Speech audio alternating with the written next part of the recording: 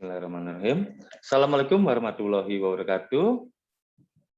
Bagaimana kabarnya teman-teman semua? Mudah-mudahan selalu dalam keadaan sehat ya dan dilindungi oleh Tuhan Yang Maha Esa. Perkenalkan, nama saya Indra Ruswadi. Teman-teman boleh manggil saya Indra atau Ruswadi. Saya diberi tanggung jawab yaitu mengampu mata kuliah komunikasi terapeutik. Namun dalam kesempatan video pembelajaran ini ya kita fokus membicarakan mengenai tahapan dari komunikasi terapeutik. Jadi tujuan pembelajaran hari ini fokusnya adalah mahasiswa memahami tahapan dari komunikasi terapeutik. Dari mulai preinteraksi, orientasi, kerja, dan juga terminasi. Ya, perlu teman-teman ketahui kenapa kita harus belajar ini ya. Karena teman-teman nantinya kan dinasnya di rumah sakit ya, atau di fasilitas pelayanan kesehatan, baik itu rumah sakit, klinik ya, atau praktek perawat atau praktek bidan. Nah, ini penting yang namanya komunikasi terapeutik ya. Baik, kita share ya mengenai materinya.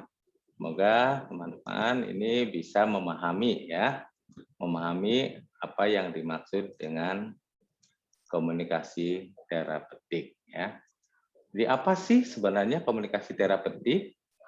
Yaitu komunikasi itu proses penyampaian pesan ya dari komunikator kepada komunikan, artinya dari tenaga kesehatan baik itu perawat, bidan atau dokter ya kepada komunikannya siapa? Pasien ya, melalui media ya. Media yang digunakan nanti bisa leaflet ya, bisa bermacam-macam ya, ada lemrik ya, lembar menarik dan lain-lain.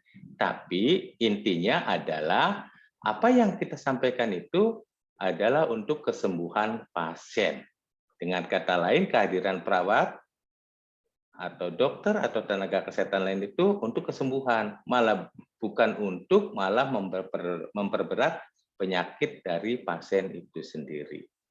Nah, sekarang apa sih tahapan dari komunikasi terapeutik ya? Ada 4 tahap ya dari tahapan komunikasi terapeutik atau 4 fase dikenalnya ya. Yang pertama yaitu fase preinteraksi, namanya saja preinteraksi. Jadi kita belum bertemu dengan pasien, tapi kita memiliki tugas. Apa sih tugasnya? Mencari data tambahan tentang pasien dan juga eksplorasi kekuatan kita mampu tidak kita berkomunikasi. Kalau kita tidak melakukan preinteraksi, jangan-jangan kita berkomunikasi, memberikan edukasi, justru yang diedukasi adalah tenaga kesehatan yang lebih senior dari kita. Ya, jadi ketika kita tahu ya bahwa yang dikomunikasi itu pasiennya adalah tenaga kesehatan, mungkin kita menggunakan beberapa pendekatan yang lain karena tenaga kesehatan saja lebih memahami ya mengenai penyakit yang dia alami sendiri ya. Nah, tahapan kedua yaitu adalah orientasi. Nama saja. Orientasi itu nama lainnya adalah perkenalan ya. Jadi di sini bagaimana perawat itu sebelum komunikasi yaitu membina hubungan saling percaya dengan perkenalan. Ya, perkenalan bisa dilakukan dengan apa yang disebut dengan elemen kontrak. Ya.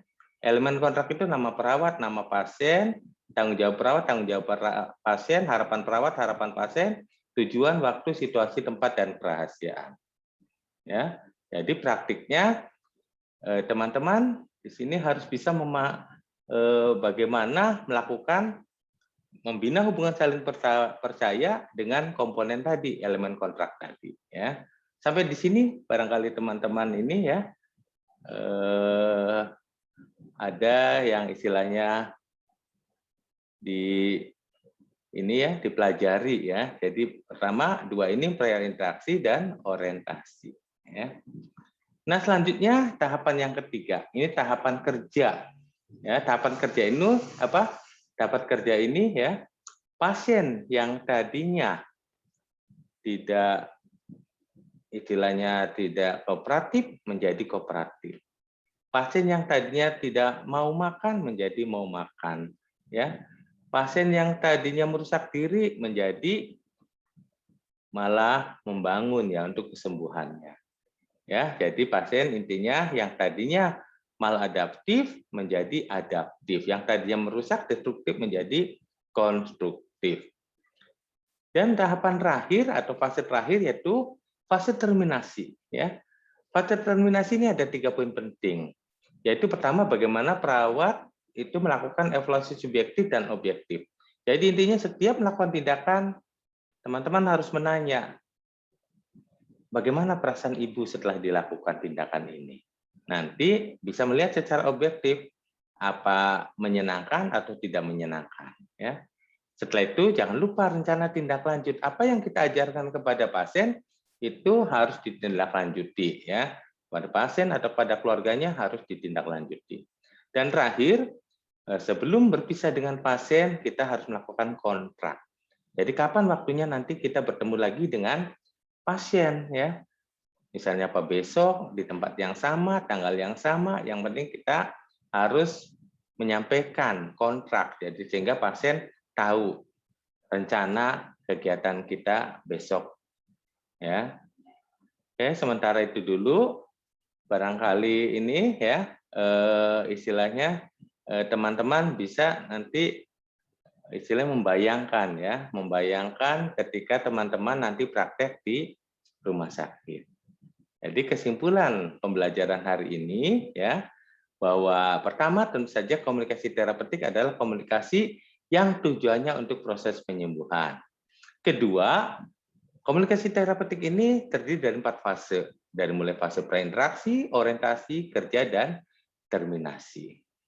Oke, ya mudah-mudahan paham. Nanti selanjutnya kita bisa bertemu pada saat kita nanti langsung tatap muka ya. Terima kasih ya.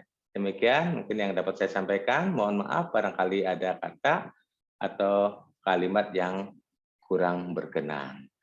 Saya stop dulu ya screen-nya. Jadi mudah-mudahan ya, walaupun sedikit ya tentang fokus ke mengenai tahapan komunikasi terapeutik, teman-teman mahasiswa bisa memahami. Sekian dari saya. Jangan lupa jaga kondisi dan tetap menerapkan 3M ya. Baik itu memakai masker, mencuci tangan, menjaga jarak. Dan bila perlu menghindari kerumunan dan juga menghindari bepergian bila tidak perlu. Terima kasih ya, sampai bertemu dalam video selanjutnya. Wassalamualaikum warahmatullahi wabarakatuh.